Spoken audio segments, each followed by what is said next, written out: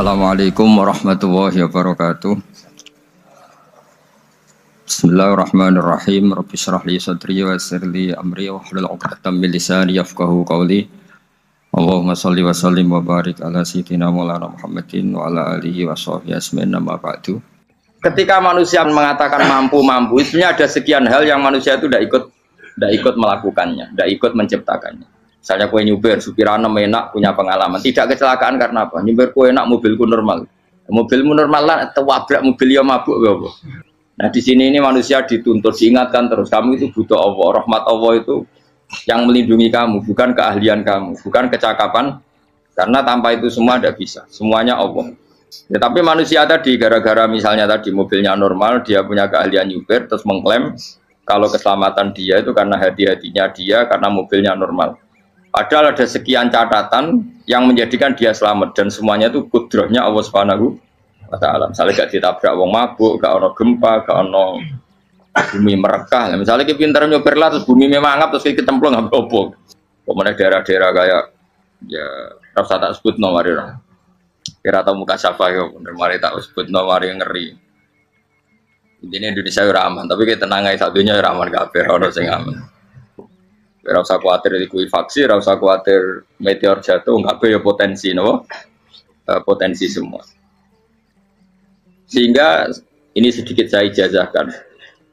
Suatu saat kata Rasulullah, saya yang Mu'ad melihat kamu hanya sejengkal di depan para ulama ketika nanti di akhirat. Terus Mu'ad tanya, Rasulullah tanya, kenapa kamu hanya satu jengkal dengan derajatnya para ulama ketika sowan Allah? Jawabnya Mu'ad, kamu punya amal apa? Jawabnya Mu'ad, ya Rasulullah, saya tidak pernah melangkahkan satu kaki, kecuali saya tidak pernah yakin apa bisa melangkahkan kaki yang satunya. Dan saya tidak pernah mengunyah satu makanan, kecuali saya juga tidak pernah yakin apa bisa menelannya. Dan saya tidak pernah bernafas satu nafas, kecuali saya tidak yakin apa bisa nafas berikutnya. Saking dia tergantung ta'aluk semuanya sama kudrahnya Allah Subhanahu wa Ta'ala. Kalau kita ini kan sok. Kalau makanan sudah di depannya kayak pasti bisa makan. Kalau dia sudah sehat jalan seakan-akan pasti bisa meneruskan. Padahal 0, sekian detik melaku dihantam mobil ya selesai. Misalnya stroke ya selesai, tidak bisa jalan. Sehingga para wali-walinya Allah itu orang yang filah gotin min lahadotagi, setiap kedipan dia, setiap perilaku dia itu hanya ta'aluk ambil Allah Subhanahu wa Ta'ala. Itu yang disebut ya ayyuhan nasu antumul fuqara'u ila. Nah, kemudian resiko makom ini, ya semua makom tak ada resikonya. Resiko makom ini itu biasanya dia lupa doa. Kenapa lupa doa? Karena doa itu terdefinisikan. Tak wari ilmu hakik harus rumono wis ra paham lah tak ulangno. Ya resiko ilmu saya ingatkan. Ilmu itu kan ada dua. Ada ilmu yang karena didefinisikan. Dan itu akhirnya menjadi masalah. Sebenarnya ilmu itu tidak perlu definisi. Kedua, ilmu yang kita rasakan. Misalnya gini, kalau saya tanya, kamu pernah nggak minta jadi punya uang banyak? Nggak tanya, pernah nggak minta? Terus artinya minta itu apa? Terus kita mendefinisikan. Menengadahkan tangan, bilang ya Allah, saya minta uang banyak. Saya minta ingin beli mobil, itu namanya apa? Tidak jauh saja, doa kan? Itu kesalahan kita mendefinisikan doa itu, misalnya menengadahkan tangan dan memohon dan menyebutkan permohonannya, itu terus disebut doa. Tapi kalau menurut Allah, sistem tubuh kamu yang menghendaki punya mobil, sistem tubuh kamu yang ingin punya uang banyak, reaksi tubuh kamu yang terhinakan karena ditagih orang atau butuh uang. Ini menurut Allah ya sudah kamu itu peminta-minta. Saya ulang lagi ya. Sehingga menurut Allah kamu minta tidak minta ya tetap berstatus peminta, pengemis. Nah, orang-orang yang sudah wusul, meskipun itu kondisional ya tidak selalu. Itu ya dia pikirannya mengadahkan tangan apa enggak ya sama saja tubuhnya merasa minta, sehingga dia tidak perlu mengekspresikan minta. Nah, terus orang yang fikih bilang seperti itu tuh sombong, wong kok gak tahu dungo. Sebetulnya keliru vonis orang fikih. Bagaimana mungkin dikatakan sombong? Dia reaksi tubuhnya, elemen tubuhnya sebetulnya meminta. Dia tidak berkategori meminta karena ilmu kadung didefinisikan kalau minta itu yang seperti ini. Itu kan lama. Nanti kalau suatu saat Indonesia yang kuasa itu terlalu NU atau terlalu yang tidak NU, lama-lama ada definisi. Misalnya yang dikatakan tahlilan itu apa? Ya bid'ah, Nabi tidak pernah tahlilan. Sahabat gak pernah nahlilin Nabi, malah ngajak kaji Nabi jadi tahlil. Mana nih tahlilan jalukno sepuro mayit, kaji Nabi jalukno sepuro. Sehingga dengan tradisi itu tahlil itu masuk definisi bid'ah, karena gak pernah dilakukan sahabat dan para tabi'in. Ya salahnya kamu definisikan. Tapi kalau udah kamu definisikan, diarani tahlil, ya mau la ilaha illallah. Terus mungkinkah satu bacaan la ilaha illallah dilarang?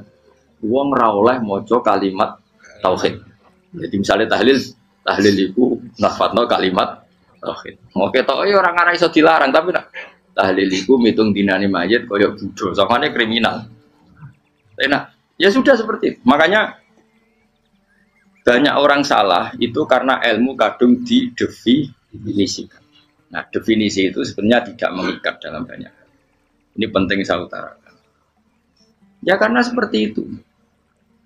Makanya itu masalah-masalah besar antara kita dan firqah-firqah yang lain, masalah ahli sunnah, terus masalah yang lain-lain. Memang ya sudah seperti itu. Ya saya ulang lagi ya. Ketika Nabi Ibrahim mau dibakar Namrud, itu masyhur cerita itu. Dan kemudian jadi Nabi namanya Habib Syahid. Habib Syahid itu sebetulnya hanya ngutip Habib Abdul Haddad. Jadi syair itu sebenarnya ada di Diwanul Haddad. Apa? Diwanul Haddad. Diwanul Haddad itu syair-syair Abdul Haddad ketika beliau usul, beliau mukasyafah. Terus bagian dinyanyikan Habib Syahid terjadi populer. Saya ulang lagi ya. Tubuh kita, misalnya kamu lapar, perut kamu kan mereaksi minta makan.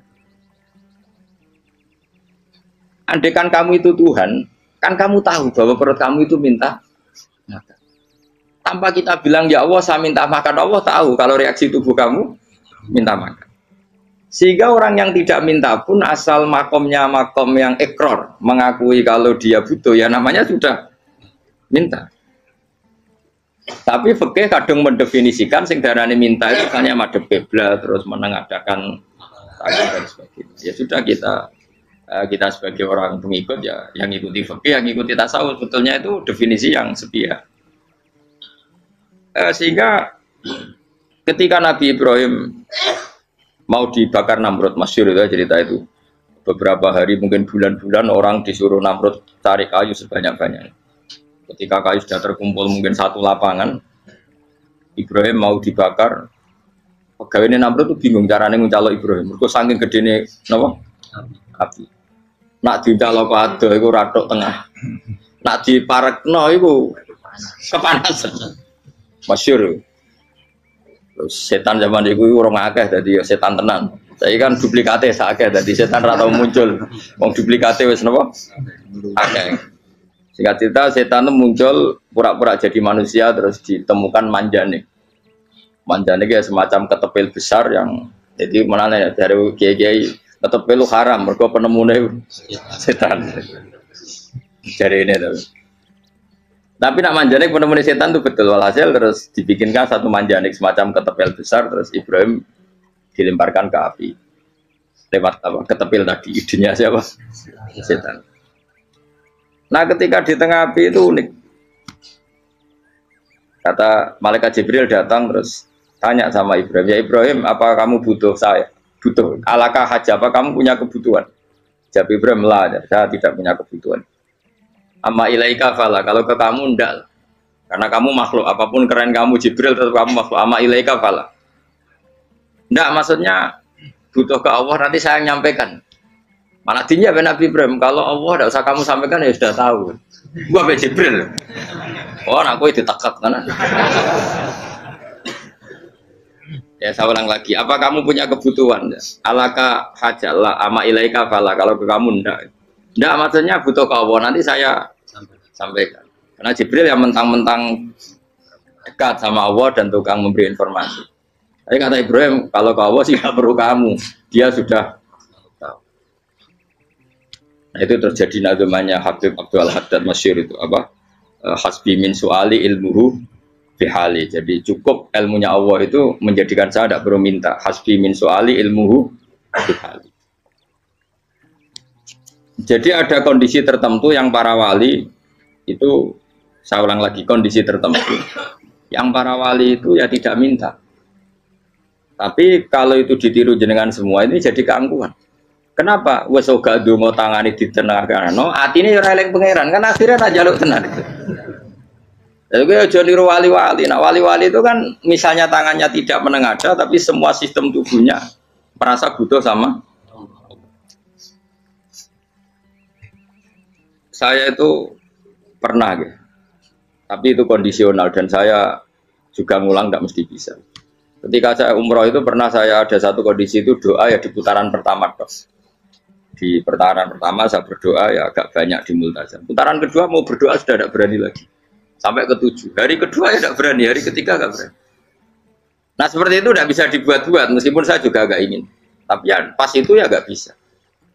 Gara-gara itu korban kitab hikam, ya kitab hikam yang terkenal. Kitab hikam itu pernah cerita gini. Rubbama dallahum al-adab ala tarkit tolak. Terus di antara makalahnya itu wa inna ma yunabbahu man yajuzu alaihil ikhfal. Tapi kamu jangan niru dosa kan. Tapi jangan ingkar ilmu ini tambah dosa oke. Jadi niru ya dosa, ingkar ya dosa. Jadi ada seorang wali kata hikam. Kadang-kadang seorang wali itu mau doa diulang itu sungkan. Kenapa? Yang perlu diingatkan tuh yang potensi lupa. Allah kan masih ingat doa kemarin. Loh itu gara-gara saya sebelum umroh itu mensinau kitab hikam itu agar itu ya Allah. Sing tak dongani wingi ejek eling kok tak eling nomene. Dadi wa inna ma yunabbahu man yajuzu alil fal, yang bisa diingatkan hanya orang yang potensi lupa. Sementara Allah tidak akan. Tapi kan akhirnya dongane eling. Ya Allah kayak kemarin. Hari ketiga ya Allah kayak. Makanya menurut saya ilmunya orang hakikat itu juga ada sisi kriminalnya karena ya tadi. Tapi kamu ingkar ya keliru. Memang Allah gak mungkin lupa, ngapain kamu ingatkan. Makanya menurut saya Allah itu manggat terbaik, bener-bener Rahman Rahim. Mestinya nak Allah terbaik, itu ngomong bedino malah ngamuk. Lah aku lali tapi mbok eling dong. Tapi Allah itu ya maklumi ya dengan kekeliruan. Kita ini kan selalu keliru, dongo terus ya keliru sebetulnya, karena seakan-akan kan mengingatkan seseorang yang mungkin lupa. Wong Allah tidak pernah lupa kok, kamu ingetin terus. Atau kamu menggurui Allah, yaitu ya Allah nang sebadani kalau di duake, padahal nggak mesti maslahat bagi kamu. Duake orang mesti maslahat bagi kamu.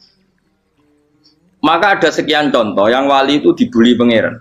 Saya sering cerita, banyak cerita wali itu dibully pangeran, digarap ya pangeran. Ini gara-gara salah dewi. Saya pernah cerita dan itu ada di hikam betul di kitab itu ada. Ada wali itu tukang hamal itu manol di pasar, itu tukang angkut. Jadi kalau ada orang bawa barang berat diangkut dia, terus misalnya kalau dulu mungkin ya ke kereta atau ke singkat cerita terus diupahi. Saat dapat apa dia pasti pulang karena dia hanya butuh makan satu piring, karena dia tirakat makan satu piring untuk ibadah 24 jam. Singkat cerita dia ngeluh ya Allah. Kamu tahu, engkau tahu, saya ini pecinta engkau. Saya ini hanya butuh makan satu piring untuk kuat sholat. Tapi kenapa harus jadi juru manol? Berilah saya rezeki yang tanpa kerja. Selang sekian hari dia dituduh maling, terus di penjara, terus dapat rezeki tanpa kerja. Dia ya Allah kenapa jadinya gini? Kan kamu minta rezeki tanpa kerja. Ya itu penjara itu rezeki tanpa kerja kan. Jadi Allah memperlakukan para walinya itu memang unik. Ya kadang dibully. Sehingga dalam cerita-cerita kenabian, kata Qadiyat itu, nggak ada orang yang sering dibully Allah kayak nabinya. Karena nabi itu orang yang dicintai Allah. Jika salah sedikit saja itu, cara pangeran itu, cara kampus itu digarap, pokoknya dipelonco, salah sedikit. Misalnya begini, Nabi Yakub itu kan nabi. Dia mungkin nyon jauh nggak tersadar, nyembelih apa itu anak sapi itu di depan indukannya. Ya beliau mungkin spontan saja, Pak. Kalau kamu yang melakukan pasti tidak ada hukumannya karena Allah tidak pati peduli sama kamu, sudah lah. Artinya nggak peduli, salah pantas saya nggak jelas ya. Gitu. Tapi ini Nabi. Ketika itu terus idukannya sapi tadi, ya Allah, Yakub itu kekasihmu. Saya tidak berani sama dia karena dia kekasih. Tapi saya tetap menuntut keadilan. Dia harus merasakan susahnya dipisah dengan anak. Meskipun dia tidak nuntut rasanya roh anak sebelah, itu tidak ada se-ekstrim itu. Sapinya itu hanya nuntut, ya Allah, dia harus merasakan sakitnya terpisah dengan anak. Akhirnya Allah menciptakan Yakub mengalami terpisah dengan Nabi siapa? Itu kalau kata qadiyat, itu kalau yang melakukan tidak Nabi pasti nggak dibully Allah, dibiarin. Karena Nabi ini yang melakukan. Nah. Terus ini Nabi Yusuf lagi, mana rasa daftar wali berat? Nabi Yusuf itu di penjara itu karena terdolimi apa karena memang dia salah? Terdolimi. Dan ya Yusuf itu Nabi. Nabi Yusuf itu Nabi betul memang benar-benar. Meskipun ganteng dia Nabi. Syaratnya Nabi ganteng kira-kira mlebu. Nabi itu harus ganteng, enggak boleh. Nabi elek ora oleh. Karena Allah izin di kekasih kok kriting elek. Allah itu di selera ya. Kabeh Nabi mesti yang paling ganteng di kaumnya, yang paling nasab. Enggak boleh Nabi kok pesek, kriting, enggak boleh. Tapi kalau sudah jadi orang soleh oleh kan. Tapi kalau Nabi enggak boleh. Enggak. Nabi Yusuf ganteng. Masyhur kan cerita Nabi Yusuf dengan siapa? Zulaikha. Dan belum ada orang dalam keadaan darurat masih cerdas kayak perempuan. Jadi singkat cerita, ketika Yusuf diajak Zulaikha selingkuh gak mau kan keluar dari kamar. Dalalah kebetulan wa alfaya sayyidah Rajal. Itu si Zulaikha tadi spontan langsung bilang, wahai suamiku, apa hukuman orang yang ingin menodai keluargamu? Itu wong wedok. Padahal dia agak terencana, dia pun nggak bayangkan kepergok suaminya. Itu dalam keadaan kepergok itu masih cerdas. Suamiku, apa hukuman orang yang mau menyelingkuhi keluarga Anda? Singkat cerita suaminya murka, terus Yusuf di penjara, terdolimi. Ketika di penjara, kemudian Yusuf punya keahlian mentakwil apa? Mimpi. Kan tadi suaminya Zulaikha itu tidak sampai raja ya, kira-kira PM atau menteri. Raja itu punya mimpi yang bisa nakwil itu hanya Yusuf. Singkat cerita, terus utusan raja datang ke Yusuf dan takwilan Yusuf terbukti benar. Tapi Yusuf ini seorang nabi, saya ulang lagi Yusuf seorang nabi, dia tapi ya manusia. Bilang gini ke utusannya, coba bilangkan ke raja kamu, di penjara ini ada orang yang di penjara secara terzalimi, yaitu saya. Tolong laporkan ke majikan. Itu Allah tersinggungnya itu bukan main. Nabi kok lapor makhluk. Itu tersinggung. Nah, kowe kan gak piye. Kowe ngajono proposal ya ora piye. Wis pokoke Allah kowe wis ra piye wis. Wong sumpen swargane ya ora langsung wae ngono pokoke kira-kira kan sudah tidak perlu ditegur. Makanya fa'an sahu syaitanu dzikra rabbi fala bisa fisijni bid'asin. Maka Allah mentakdirkan utusan raja tadi itu lupa melaporkan peristiwa Yusuf ke raja tadi. Sehingga raja gak pernah dengar kalau ada orang di penjara karena Allah tersinggung. Wong kowe ku nabi kok lapure ambek penguasa. Ngono tok iku wis Allah tersinggung. Karena dia nabi, gak boleh nabi lapor makhluk. Jadi Allah itu dengan nabi itu sangat-sangat sensitif. Sangat-sangat sensitif. Gue begitu. Terus cerita yang terkenal, meskipun ini nggak ada di Quran, Nabi Musa. Nabi Musa itu pernah sakit gigi. Karena dia mentang-mentang kalimullah, orang yang sering komunikasi dengan Allah, minta ya Allah, tolong tunjukkan obat gigi saya itu apa. Dan ini sama Allah dikasih tahu. Kamu ngunyah suket ini, gitu. rumput ini kamu kunyah, nanti pasti sembuh. Karena resepnya dari Allah ya pasti mujarab, kan nggak ke dokter. Sehingga tidak dikunyah terus sembuh. Suatu saat dia sakit gigi lagi, nggak konsultasi lagi karena masih punya resep tadi kopian apa resep. Dia datang nyari suket yang sama dikunyah tambah sakit. Tanya sama ya Allah ini kan resepnya yang sama, kenapa tambah sakit? Kata Yusuf, kata Allah, kamu itu kekasihku. Ora nak sing ngobati ku aku ra suket sembrono. Semenjak itu Yusuf Nabi Musa ora pernah taruh resep lagi sudah. Andai kan tuh kamu, pasti Allah juga gak tersinggung. Makanya kata qadiyat, kenapa para nabi sering ditegur itu bukan karena Allah murka, nabi itu beda. Jadi kesalahan kecil atau apa-apa yang menurut kita ada salah itu untuk nabi salah. Makanya di ahli sunnah ada kaidah apa? Mimba bi hasanatil abror sayyi'atul muqarrabin. Pernah dengar kayak apa? Mimba bi hasanatil abror sayyi'atul muqarrabin. Sesuatu kalau dilakukan umumnya orang itu hasanah atau kebaikan, tapi kalau dilakukan para nabi itu salah.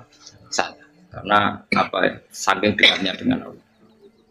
Saya ulang lagi apa? Mimba bi hasanatil abror sayyi'atul muqarrabin. Jadi nabi itu beda. Nah, para nabi itu orang-orang yang mengalami fikir yang doa resmi kayak siapa tadi? Definisi fikir ya sering. Kayak definisi orang tasawuf yang sering. Sehingga ketika nabi berdoa ya memang secara disiplin ilmu yang namanya berdoa ya minta Allah dengan mengadakan tangan. Ketika enggak berdoa karena nabi sadar Allah tidak perlu diingatkan lagi, pasti masih ingat. Jadi dua-duanya benar terus. Makanya nabi itu lam yazal fitaroki, nabi itu selalu naik derajatnya. Karena pas minta ya benar, pas tidak minta ya. Kalau kamu turun terus. Pas minta itu karena tomak kamu, hadun nafsi kamu, serakah kamu, tapi nggak tahu diri, pantas taura dengan permintaan. Kayak gue misalnya jongo jadi wali, iso Allah tersinggung. Bocah atau tirakat atau dia harus jadi wali. Tapi gak dongo ya Allah tersinggung. Kere atau dongo. Jadi orang kalau tidak wali itu sudah keliru terus. Jadi gue di sepuro, tapi tak kira itu akeh. Ya jajal gitu ngajak wali kok sabtu kok dirjelang. Kira-kira Allah tersinggung apa nyembah tadi? Kira-kira tersinggung. Tapi misalnya kira tahu dongo kepengen kau Imam Syafi'i, apa yang tersinggung? Bocah ora di idola. Terus piye Gus? Piye kadung salah biasa wis. Wis bakat salah no. Bakat salah. Ini dongane sing gampang ae sing mesti bener Rabbana dzalamna anfusana wa lam taghfir lana wa tarhamna lanakunanna minal khasirin. Saya pernah punya kitab dan kitab itu merasa luar biasa.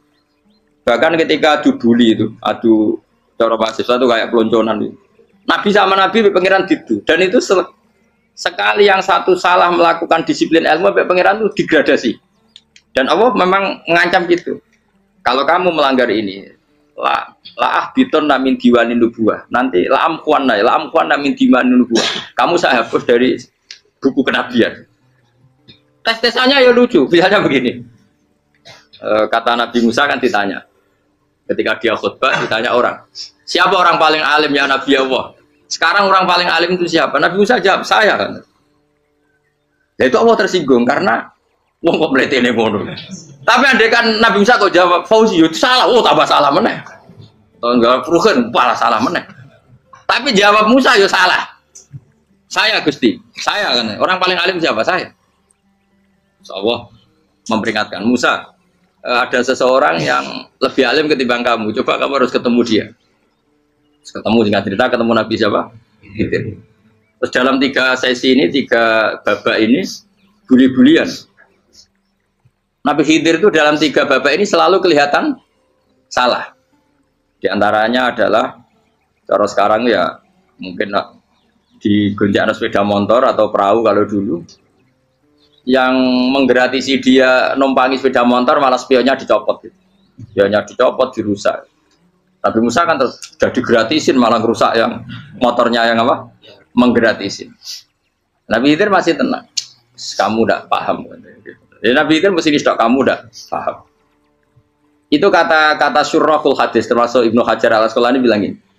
Setelah itu kedua membunuh anak kecil. Musa tambah marah. Anak yang belum punya dosa kok kamu sampai 3 kali ada 3 peristiwa.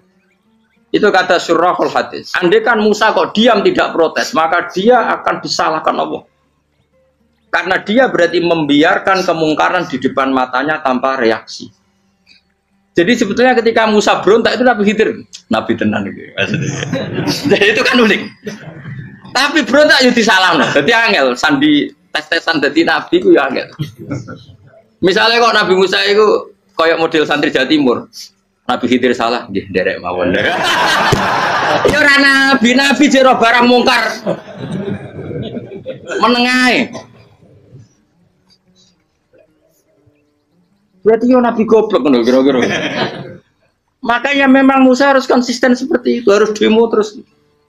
Kayak saya misalnya sebagai kiai fikih, kiai ya harus seperti ini cara mulang saya. Enggak boleh saya misalnya terus anut mulang terus tawadhu semeneng itu ora karu-karuan. Jadi andaikan Musa kok tidak protes itu malah salah. Ya memang harus. Dan itu Nabi Khidir Nabi tenang. Makanya Nabi Khidir akhirnya respect. Tidak ada hati sebaik Abu Musa. Risi itu gak nyaman ketika melihat kamu. Jadi itu sebenarnya poin. Tapi lucunya Nabi Khidir yang nyalan. Tak ada dari rasa kok komen tak kok. Tapi harus disalah no. Ya aku cari Nabi Musa. Ya jajal, gaya peristiwa meneh aku tak sabar rata kok. Bareng. Kok jajal nih. Bareng dijajal ya protes meneh. Barang protes meneh, tinggal satu kali kesempatan. Kowe takok meneh wis ora dadi murid. Dikasih kesempatan lagi, ya protes meneh deh. Tapi itu justru itu menjadi kelebihannya Nabi Musa karena syarat seorang nabi adalah al-musara'ah ila inkaril munkar kata Ibnu Hajar Al-Asqalani. Syarat seorang nabi adalah secepat ngengkari sesuatu yang mungkar. Enggak boleh. Ya toh kan misalnya kita jadi murid terus gurumu itu gandeng artis atau gandeng penyanyi dangdut. Derek mawon. Jadi guru mumet goblok. Tapi kowe ngloroi guru tersinggung. Ora roh hikmah iku. Kan bingung no. De guru ngene kok bingung no.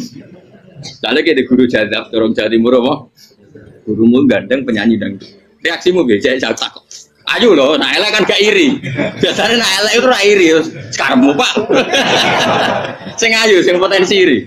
Kira-kira reaksi kamu itu milih derek mawon apa berontak? Golek nak gurumu wong alim mesti nak pasti meneng muridku gila bener gak sensitif roh barang mungkar dilakukan di depannya kok tidak reaksi tidak protes gak gebet tenan. Tapi lucunya guru mau nak protes ya gak luwe akhlak guru lagi senengnya kok ora oleh. Nah Nabi itu kan bully-bulian jadi Nabi Khidir dengan Nabi Musa itu tepat-tepat. Karena dua orang ini sama-sama kekasih Allah. Itu Nabi Musa justru barokahnya itu dia tidak pernah kelasmennya di bawah Nabi Khidir. Semua ulama sepakat kelasmennya Musa tetap di atas Nabi Khidir. Sehingga yang berlaku ya tetap ilmunya Nabi Musa bahwa membunuh anak kecil tidak boleh, merusak perahu milik orang lain tidak boleh. Karena Allah tetap lebih respect dengan ilmunya Nabi Musa. Nabi Khidir tetap ilmunya nggak dipakai meskipun dia disebut hakikat. Karena ilmunya Nabi Khidir ngani ngoyo. Ngani ngoyo wong ape mutusno ngenteni nginceng Loh Mahfud. Lah sing iso iku sapa? Barang ra mungkin kok. Makanya Nabi Khidir terakhir menutup kalimatnya wa ma fa'altuhu an amri. Dzalika ta'wilu ma lam tasbi alaihi sab. Aku dhewe nglakoni ini ya ora roh, wis ditakdir nglakoni ngene wae. Dadi Nabi Khidir ya ora paham. Jadi wa ma fa'altu an amri itu akhir kira-kira artinya saya sendiri tidak melakukan ini karena inspirasi saya sendiri atau keputusan saya sendiri. Tahu-tahu saya ditakdir melakukan. Karena pas itu Nabi Khidir disetting semuanya dengan ilmu hakikat. Yaitu bayi tadi memang kutiba kafiron. Kutiba kan apa? Kafiron. Memang dia nanti kalau umur nganti tua ditakdir mati kafir. Daripada mati kafir nanti ya sudah mati sekarang. Tapi nggak mungkin kan ada syariat daripada soben beling pateni kecil. Ora ono syariat, tetap ikut Nabi Musa. Makanya kata Ibnu Hajar Al-Asqalani itu uniknya Allah sama para wali-walinya. Wali ku klirullah itu tuh disenengi pengen. Terus pangeran nabi-nabi ini yo kecil-kecil kan, yo pancen nak wong. Terus keempat kan. Tadi kan saya punya contoh 3, ini contoh keempat, ini terakhir. Kakean kok ilmu merah cukup tetap malah bingung enggak. Nabi itu minggat itu boleh enggak? Tanpa pamit, minggat itu pergi enggak pamit itu boleh enggak? Enggak boleh. Rasulullah meskipun kayak apa disakiti di Mekah itu enggak pernah minggat, enggak pernah hijrah. Saya ulang lagi, karena butuh izin. Tapi Allah pernah punya kekasih yaitu Nabi Yunus. Nabi siapa? Yunus. Itu Quran meredaksikan ya abako. Abako itu terjemahnya apa? Minggat. Kalau pergi itu dahaba. Tapi ini Allah meredaksikan itu abako. Abako itu ya minggat. Nabi Yunus itu dakwah di daerah Nainua. Ya, Nainua itu ya Babylon sana. Kampungnya namanya Nainua. Ya daerah Babylon. Babylon itu kalau di geografis modern ikut Irak. Ikut mana? Irak. Jadi Kufa, Basra, Babylon. Terus siapa itu yang mengalahkan pasukan Yahudi dulu itu Buktanasor, Hebuket, Nasir itu ikut mana? Babylon apa? Babylon. Bama unzila alal malaka ini di Babila Harut Amar. Makanya kalau ulama-ulama melihat Irak kacau sampai sekarang itu tidak kaget. Irak itu ardun mal'unah kalau di kitab-kitab, bumi yang memang sudah terlaknati mulai dulu. Sehingga ketika ada kasus Saddam Hussein sekarang itu ulama tidak kaget. Zaman Rasulullah Sugeng itu Irak itu termasuk sudah bumi yang guna keazalah. Jadi di sana pasti banyak fitnah. Fitnah pertama yang dicatat sejarah adalah Mautul Husain, apa? Kabudutnya Said siapa? Husain di Karbala. Era Imam Syafi'i adalah zaman mifnah, ulama dibantai karena dipaksa mengatakan Quran apa? Makhluk. Terus konflik-konflik sampai era Saddam Hussein terus era sekarang jadi. Nah kita ini ulama sebenarnya tahu tarikh itu. Tapi di era modern kan dianalisis karena campur tangan ini itu ya sudah lah. Sebab goblok pun daripada ngebantah-bantahan olahraga. Ibu goblok, ibu pinter. Sekarang kan analisisnya kan, wah ini ada campur tangan pihak ketiga diciptakan ya sauni ini. Ya kalau intelijen harus ngomong seperti itu. Kalau kita seperti ulama memang dari dulu dicap Nabi hunalika az-zalasil wal fitan. Saya teruskan. Nabi Yunus itu dakwai kaumnya itu lama sekali dan tidak iman. Nah semua nabi kalau kaumnya tidak iman itu diberi hak Allah ngancam akan adanya azab, apa? Ngancam akan adanya azab. Nabi Yunus ngomong gitu terusin. Nanti kalau kamu tidak iman itu pasti kena azab. Anggap saja dia ngancam gitu sudah berbulan-bulan. Singkat cerita, azab baru tinggal 3 hari lagi. Ayo nang iman, tinggal 3 hari lagi. Ya kira-kira dia ngomong misalnya Ahad, berarti Ahad, Senin, Selasa, atau kamu milih Selasa ya Rabu, Kamis.